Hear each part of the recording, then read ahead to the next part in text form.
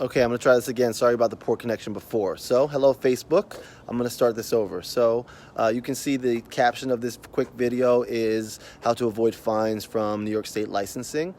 This is going to be relevant to any person in New York State if you own a business, if you own a salon or suite. And then I would encourage you, if you're out of New York State, just make sure you do the research. I'm sure it's pretty similar state to state. I know it's not exactly the same, but I think this kind of stuff is pretty universal. You always heard about that boogeyman that walks into salons, flashes the badge. Hey, Shelby. Hey, Bridget. Flashes the badge and says, you know, what you're doing wrong and gives you fines.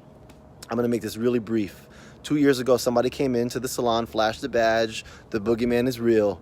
And I've been doing hair for 15 to 18 years. I've never even seen one of these officers walk into a business. 2 years ago, they kind of tore me apart. He gave me 10 different violations, $500 a pop. Do the math, $5,000. It's all your responsibility. Even if your stylist, let's say their license is out of date, it's your responsibility to make sure that that license is up to date. It's not their responsibility according to New York State. You have to pay that fine, not that person.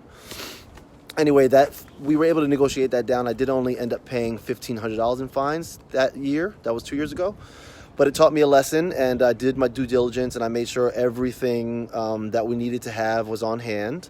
And it paid off today because we just had a person walk into the salon, different person, different officer. She was a little bit nicer, actually. And we have no violations. So these are the few things that they really care about that you need to make sure that you have. So watch this video a couple of times, grab a pen and paper, and write these things down and make sure you have them. And if I miss anything, I hope that I don't, but these are the things that she really cared about. The number one thing is, of course, your business license needs to be posted toward the front of the salon. You also need to have a price list for all of your services, like a service menu posted, visible. You also need to have a refund policy posted and visible. Those are the first few things. Then all of the licenses in the entire salon need to be, of course, be up to date, and they need to be valid for the state that stylist is working in. Your assistants also need to have that. So you need to make sure everybody has that and that it's posted in a visible location. So what we did is we posted all the people's licenses on their actual stations, and all of my assistants' licenses are posted on the wall in the shampoo area. The next thing you need to have is you need to make sure that you have a recent purchase receipt of Barbicide. That needs to be within at least 6 months. They're very interested in that. That was the one thing they almost got us on, but we actually found the receipt because we just bought it last month. We just were having trouble locating it, but we did find it. The next thing is what's called the MSDS. So those are the material safety data sheets for the manufacturers you work with. Now, these are very large documents, hundreds of pages typically, because they'll have one for every single product. So it's acceptable to have it as a saved document on your computer, but you or someone within the salon, or really you and hopefully either your manager or your front desk, should know how to locate them, just in case, let's say, you're not there, or let's say they're not there. One of you should know where it is at all times. So we were able to pull that up at the last second, actually. Those are the main things that they really care about. The other thing is you need to make sure that all of your trash cans have tops or covers on them. They can't be open. Same thing with your towel bins. Make sure that your towel bin has a lid on it at all times. So we had these bins that you had to like lift up and off, that we used to just leave the top off. That was one of the fines that we got hit for last time.